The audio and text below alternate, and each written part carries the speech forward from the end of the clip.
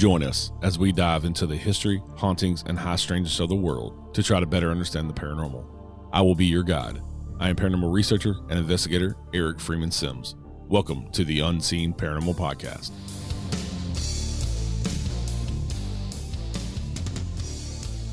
Hey everybody, welcome back to Season 5, Episode 173 of the Unseen Paranormal. Thank you so much for tuning in. Thank you for listening. I love y'all. I have so much fun, and I couldn't do it without you. So thank you so much for tuning in and listening to the show every week. And we got a fun episode for you this week, a little short, quick episode. And we got some other episodes coming up for spooky season, since we're still in October. Some really cool ones too. So stay tuned and tune in. And before we get there, I want to talk today about success and people's jealousy. I've experienced this over the past, especially since we bought the night house. I think people that I thought would be supportive and be excited for what the new adventure that we're taking on, I found they haven't been so supportive and excited.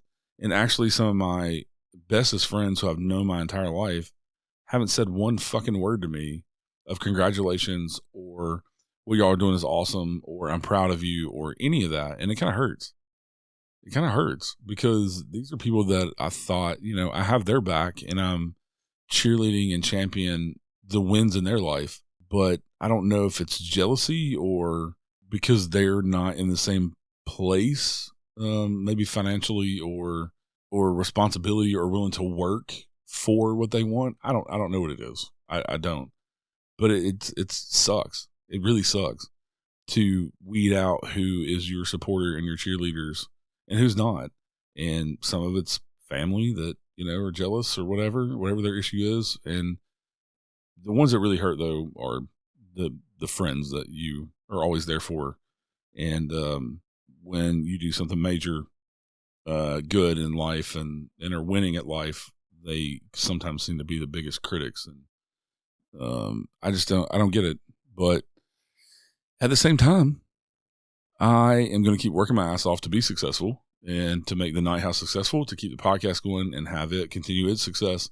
And working on my book, I'm going to work my ass off to make it successful because that's who I am. And I'll still put good things out in the world and treat people the way they should be treated. And no matter if they want to, champion me or not. But just something that's been on my mind because just certain people that I'm close to, I thought would be in my corner a lot more. And it kind of, kicks you right in the ass when they're not. But all we can do is keep our head up and keep working and make them more jealous. If that's the problem, fuck them. Make them more jealous. Work your ass off, become more successful. And that's their problem, not mine. So anyway, with that, that's my soapbox rant for the day. I know we all deal with that shit and it's ridiculous, but it is part of human nature. And I try not to be that way towards anybody else. I try to support everybody. And as they say, a rising tide lifts all ships. So I like to try to help everybody out. I'm not perfect, but at the same time, I work every day to be a better person than I was yesterday. So just treat everybody with kindness and do something good for somebody else today, no matter how small, whether it's just holding the door open for them or just saying hi to them. You never know what you're going to do that's going to change somebody's day, and you don't ever know what somebody else is going through. So anyway, that is my 2 cents for the day. Today we are talking to Elizabeth, and she is from Lake Lanier Ghost Tours and from the new podcast Spirits Uncorked Under the Water. And she is now offering haunted ghost tours on Lake Lanier down in Georgia. And this is an infamous lake. It is surrounded by legend, urban legend, and lots of paranormal goings on. They flooded this valley that basically flooded a whole town and a bunch of cemeteries and all that stuff. So we get into talking about that. And she has a new podcast out talking about the history and the hauntings of Lake Lanier called Spirits Uncorked Under the Water. So go check that out anywhere that you listen to this show. You can find that show. So without any further ado, sit back, relax, and enjoy the show. We'll talk to you next time. Hey, Elizabeth, thank you for joining the show today. Hi there. It's a pleasure for me to be here. Thank you for having me. Yeah, when I got your email, I was like, it's a topic I have not talked about yet. So Oh, really? It made me excited. And so I just hadn't found anybody to approach the topic. So today we're going to talk about Lake Lanier. and you have decided to start doing ghost tours on the lake and by boat and other things around the lake. So how did you get involved with the paranormal to want to come to do these tours? First of all, I'm not from Atlanta. I'm originally born and raised in Nebraska, but I've lived in the Atlanta area for about 10 years. So I've been coming to Lake Lanier for several years and just enjoyed it as a lake, not knowing anything about it really. Yeah. And about 4 years ago, my husband actually got a job at Lake Lanier. He works for the U.S. Army Corps of Engineers. And when he got a job there is when we started going more often. And then I really started hearing the stories from people. And once I heard the little bit of history, I was hooked. And I think obsession would be the right word. And I just couldn't read enough about it and learn enough about it. I just got so fascinated with Lake Lanier and its origin and its history and everything that people see around the lake and feel around the lake that I just couldn't stop reading about it. And Yeah. then I got the idea probably maybe a year and a half ago. I thought, what? I really didn't know of anybody that did ghost tours by boat. I love doing walking tours. I do them everywhere that I go. I love doing them. Yeah. And I just thought we need to do one by boat on Lake Lanier. And so that's where the idea came from. And this was our first summer doing the tours. And it's just been interesting and fascinating and exciting, and it's been really great. So that's kind of the story of how we started. Yeah, and Lake Lanier is in Georgia, as you said. You live in Atlanta, and Mm-hmm. it's a pretty massive lake. It was built back in the 1950s, 38,000 acres and 59 square miles. So Right. for people that are familiar, we've talked on the show here about Land Between the Lakes before, and Lake Lanier is kind of along those same lines. They flooded these towns and valleys with the Chattahoochee River to make Lake Lanier and to use it for hydroelectric power for Atlanta and all the surrounding areas. Right. It's a massive lake, and it actually covers 5 different counties in North Georgia. Yeah, big place. And Hmm. we're starting to find out, like, we talk about triangles in the paranormal. You have all these different triangles and all these different weird areas, and now you're starting to hear about like Lamington Lakes, and they got Lake Lanier has all these weird things. It's interesting how these certain spots grow these legends and folklore, and not even that they're not true stories, but they are very weird, odd places. Hmm. Just doing research for this, and I've never been to Lake Lanier, but doing research for this episode and seeing people talk about it, people just talk about how eerie and weird Lake Lanier area is. Yeah. You'll hear a really broad spectrum of experiences from, oh, I never felt anything, to I got a weird vibe but I couldn't place my finger on it, to just outright like something touched me, or I saw something with my own eyes, or Yeah, I heard something with my own ears. So it's interesting because, like I said, when I first started going to the lake, I didn't know any of the stories. I just thought it was a beautiful lake, and I did just feel like a connection to it. But I didn't get an eerie vibe from it. I just thought this was a special place. So it's interesting the range, of experiences that people have at that lake. yeah, yeah. And there's even been some TV shows. I remember seeing. I think it was Expedition X did a whole episode on Lake Yep. Lanier, so it's even caught the attention of the TV shows. But Yep. interesting place. There's hundreds of people have died on this lake since its inception, which is interesting. I don't know how that compares to like other places that are like this, but The deaths are, yeah, there's been over 700 deaths since the lake was created in the 1950s. wow. And on average, there's about 13 people a year who die for various reasons. There's, of course, drownings, there's boat accidents, and then there's accidents that happen on land too, but that are still in the area. So it is a disproportionate amount of fatalities and injuries that happen on that lake. Although it is it is a massive lake, and there are 11 million visitors who come there every year. Right. Yeah. So out of 11 million, I mean, that's kind of every year, 11 million. You think of that over since 1950 something, that's, kind of a drop in the bucket, the 700 people, really. Right. I mean, Yeah. it's still a lot. Don't get me wrong. That's a lot of people. Right. Well, because like when you're local here and the local news reports on, another death at Lake Lanier, so it feels like a lot more, Yeah. when you're living here because it's in the news, Yeah. In the summer, there'll be like 5 in one summer, and so it just feels like you're hearing it often. Yeah. And there's all different kind of different stories of different parts of the lake being either haunted or the reason for paranormal things. You have everything from Native American burial grounds to where they flooded the towns, having graveyards under those. Right. Yeah. There's yeah. There's the Native American burial site, and we go by that area on our tour. That's a Cherokee burial site, and the other thing that you can't talk about Lake Lanier without talking about the city of Oscarville, and they're connected. You can't talk about one without the other. Yeah. And Oscarville is the most well-known city or community that used to be in that area. So before it was a lake, there was a community there called Oscarville, and that was in the early 1900s. The lake wasn't created until the 1950s. But the reason why that everyone is so fascinated with Oscarville is because it was an up-and-coming, thriving community of mostly Black residents. And in 1912, something horrible happened to one of the white residents. Her name was May Crow. She was found murdered. And 3 African-American men were blamed and ultimately murdered for the crime. Wow. After that, the white residents of Oscarville chased the remaining Black residents out.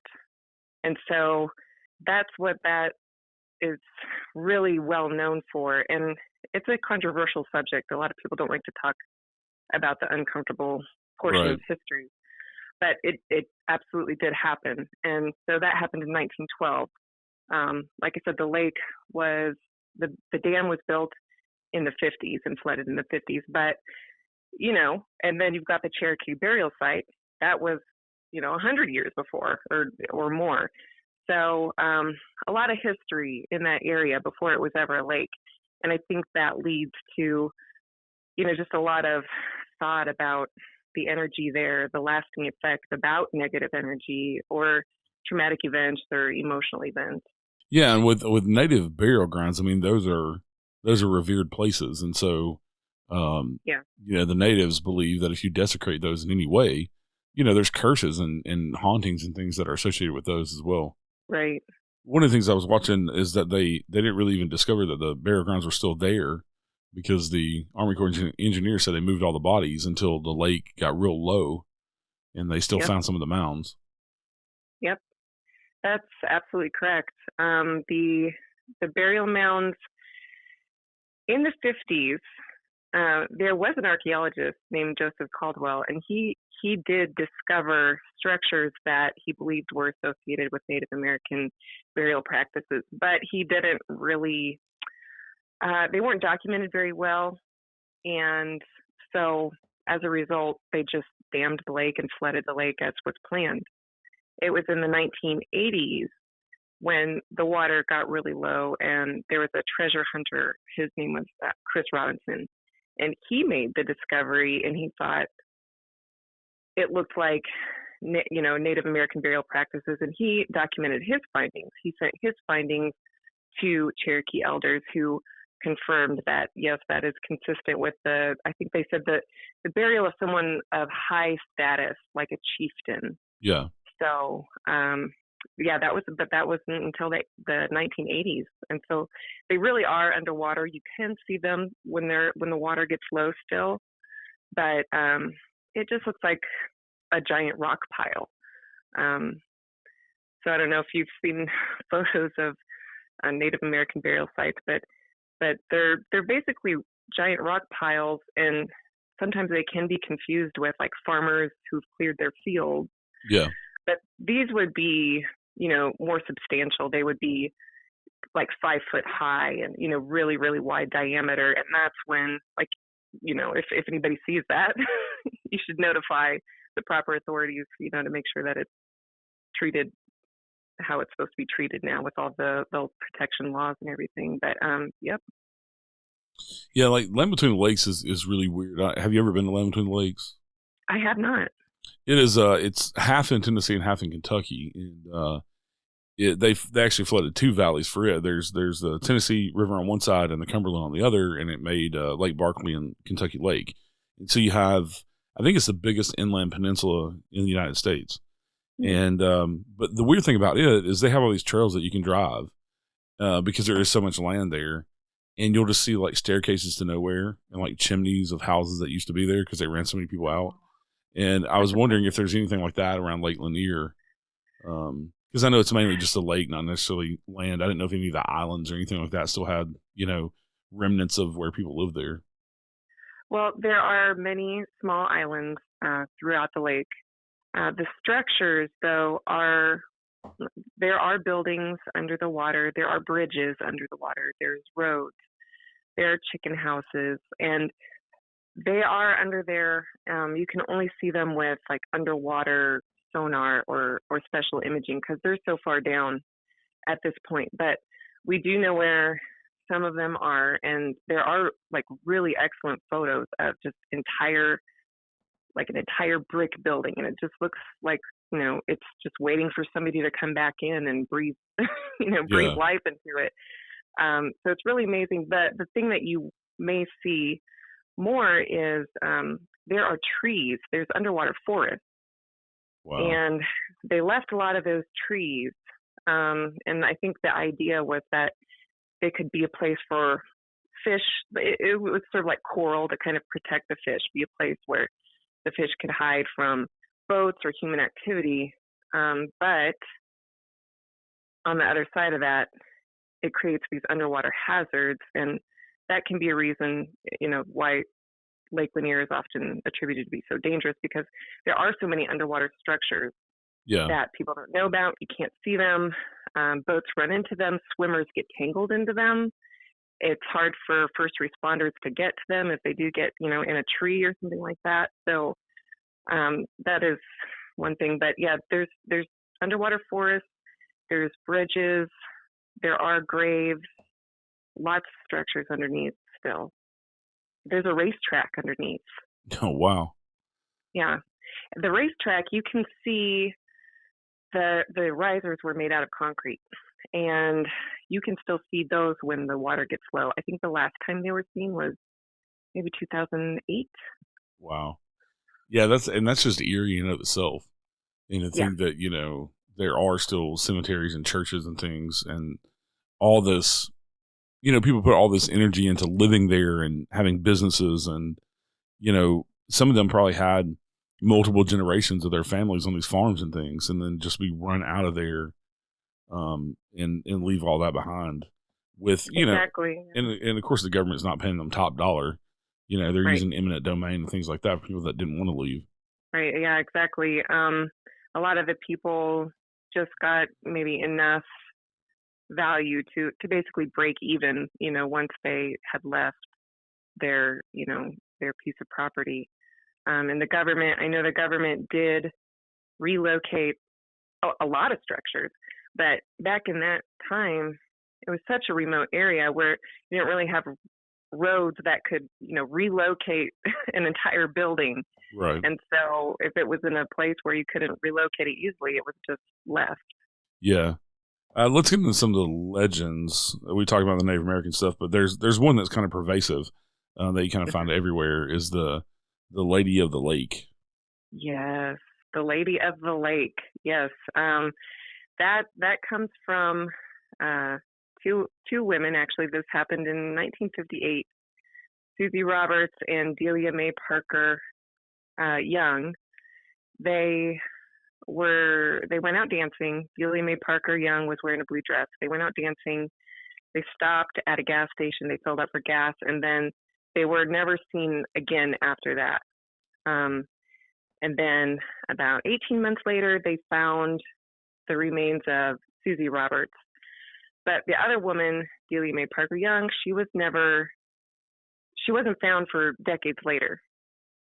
And when she was found, she was finally identified. But witnesses say that she is seen in spirit form around that area. It was the Highway 53 bridge, Dawsonville Highway Bridge. And they see a woman wearing a blue dress, and she was wearing a blue dress that night. And they say when they see her, she doesn't have hands. And when her remains were found, she did not have hands. Wow. That would be something to drive through there at night and see a lady walking around with no hands. Yes. And we tried to contact her once with a spirit box, my sister and I. And we got some interesting responses. I think we did get one response from her where we asked her if she was at peace and if she had her hands. And she replied, perfect universe. And so then we felt good about that, like she's at peace. Yeah. And then we're in the same location. I think we were talking to a different spirit. And that one wasn't so friendly. And we asked if they wanted us to tell their story, and it was a firm no. And so we said, okay, we're not going to tell your story. We packed up and we called it a night. But yeah, there's another thing that I found interesting because we kind of have this legend in Tennessee in some of our big reservoir lakes in Nashville, actually, a lake called Percy Priest and another lake called Old Hickory. And it's monster catfish, and here they call them catzilla.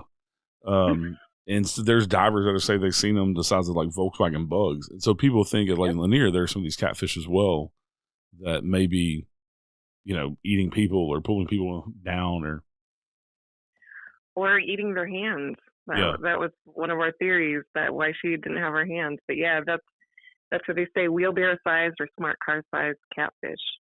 Wow. That's the only place I'd ever heard that until now is like I said, around Tennessee. That's one of the Tennessee cryptids. If you look up Tennessee cryptids, and so okay, it's pretty interesting to have catzilla. What other kind of things have y'all experienced with doing the tours and kind of investigating? The main thing that I hear from visitors of Lake Lanier, the absolute number one thing that I hear is when I was in the water, I felt a hand. I hear it all the time. I felt something. I felt someone, not just, and it's easy to be like, oh, it was a fish swam by you. No, people say, I know what a hand feels like. And some people will even say, it grabbed my ankle. It tugged at my ankle. It was a grip or something like that. And that is the number one thing that I hear from people in the water. And we had one guest on our tour on the boat, and she said, on the boat, she said she felt something touch her, and she looked around, and I know her, and I know she wouldn't make it up, but she said, I felt something touch me, and there was nobody around to touch me. So that is definitely the number one thing that I hear from locals and tourists alike. Yeah, that would be weird. Yeah. Well, I mean, you really don't think of, we think of ghosts inhabiting buildings and things, not necessarily, you're out on the lake having fun and, something that you can't see grabs you like that. I think it just comes from so many deaths in that lake. Yeah. And there are unrecovered bodies in that lake. I believe that there's 27 known unrecovered bodies. And then you have the people who were in cemeteries, and maybe their cemetery did not get removed before the lake flooded. And so, it just creates this huge mystery, like why do people feel hands in that water? Yeah. And then a lot of people say, it wasn't ominous. I didn't feel like somebody was trying to hurt me. I didn't feel like somebody was trying to drown me. It just felt like somebody was reaching out, maybe just to be like, hey, I'm down here. We're here. Like, don't acknowledge us. Yeah. There's some major history in that area. And I found that not everybody is comfortable about talking, about those difficult parts of history. And maybe they just want to be acknowledged and not forgotten. Is there ever any reports of like disembodied voices or seeing any other apparitions other than the Lady of the Lake? That is by far the most commonly reported apparition is the Lady of the Lake. I've not heard any reports of voices, but I do hear people say, I felt like I was being watched. I couldn't explain it. And just a general vibe. And I always wondered why I've never really heard very many witness accounts near the Native American burial site, because I would have thought there would be more activity. But that's one that I don't hear as often, even though, we know that it's there. We know how much turmoil happened in this area. It was, this was the homelands of the Cherokee and several other tribes too, who were, removed in the 1830s. So I always wondered why there wasn't more activity around that area, but it's just not as common. So on the Lake Lanier ghost tours, how does those work, and what can people expect when they book one? Well, we're going all the way through Halloween, and then we'll start back up again in April. And they just, you just book a tour. You show up to the dock, and we get you on the boat, and we start in the Oscarville area, and then we go up north. Our turnaround point is actually the old racetrack. It's the Gainesville Motor Speedway. We sort of do a lap around the track that's under the water. And then when we come back, and we stop at the Highway 53 bridge, and we stop near the Cherokee burial mounds, and we talk about these other things that have happened in between. And, a lot of people don't believe in spirits or don't believe in ghosts or whatever, but they are interested in history. And we talk a lot about the history in the tour.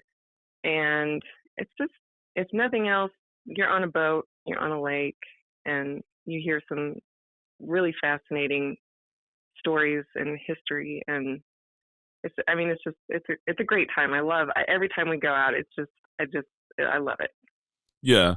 And you don't hear, especially not ghost tours, but not really too many history tours on boats either. I mean, unless you're like on the coast. And there is just so much about this Lake Lanier project was just so massive in the 1950s. Yeah. And so we do kind of just talk about that, what it took to create this massive lake and the building of the dam, and just the whole project was just an unbelievable scale. And it really is fascinating. Yeah, it's a massive, massive lake.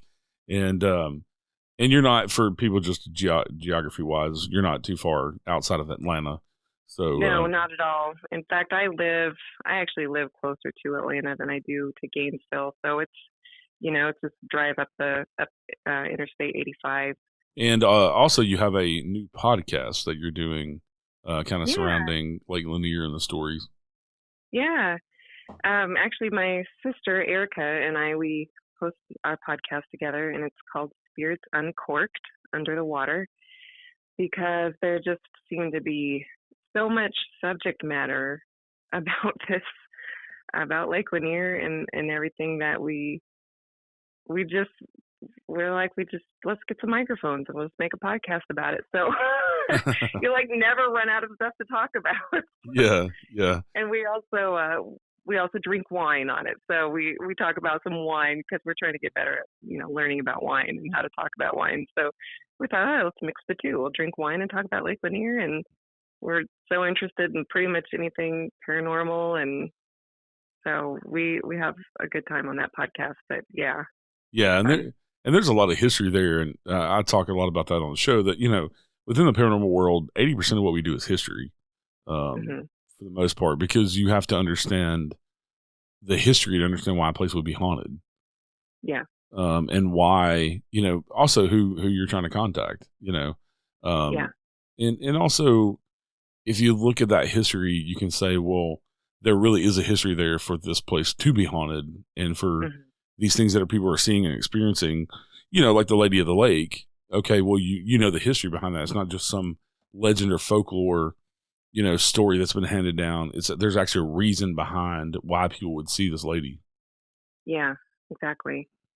And the other thing I think about too with places like Lake Lanier, with such emotional and traumatic events that have happened in that area, and then they get recorded into the concrete, the concrete that was made to make the Buford Dam, or the trees, or the water, Yeah. and then replayed over and over. And then when you've got everything is touched by water, which, I feel like transmits the energy everywhere.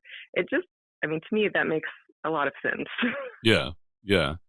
And like you said, especially with this turmoil of history, especially with the Black community, and there's a lot more stories there as well with the Night Riders and kind of the KKK and things like that. Black people, Black men especially, getting accused of crimes they didn't commit and being hung and things like that. So yeah, this tragic history, like you said, a lot of people don't want to talk about, but at the same time, it's part of our history, and we need to make sure that we talk about it so we don't go back there. Exactly. It's so important to just acknowledge the historical facts of something that happened. It's extremely important. And it's important to keep those people's story alive as well. They were just as important as white people or anybody else. Yeah. If not, maybe a little more important, because they were so marginalized and people don't want to talk about it. So we need to make sure they're not forgotten. Right. And, although that we talk about ghost stories and, things like that, and maybe people don't believe in those things, but we still need to be very careful that we're representing people's stories accurately and with respect. And so we try very hard to always do that. So if people want to listen to your podcast, where can they find the podcast? You can listen to Spirits Uncorked anywhere you get your podcast. So anywhere at all. Anywhere they're listening to this show, listen to the Unseen Paranormal, you can get Spirits Uncorked, Under the Water. And they can go to lanierghosttours.com if they want to check out more info and book a tour. Exactly. And are y'all on social media as well? Yes, and that's also under the handle Lanier Ghost Tours. Thank you so much, Elizabeth, for coming on today. Absolutely. It's totally my pleasure. Thank you for having me. Yeah, not a problem. I had to get down there and take a tour out on the lake sometime. That'd be fun. Yeah, please let me know when you do. Yeah, for sure. All right, everybody. Y'all stay safe out there. Have a good day. We'll see you next time. Thank you for listening to The Unseen Paranormal. Join me next Wednesday with a brand new guest. And please rate, review, share, and subscribe on Apple, Spotify, or wherever you're listening right now. This helps more people discover the show. You can connect with me over on Facebook, Instagram, Twitter, or join us in the Unseen Paranormal Lounge group on Facebook. Until next time, remember, some of the scariest things are unseen. You have come to the end of the line. Whoa. And I can feel you as you pass the other side.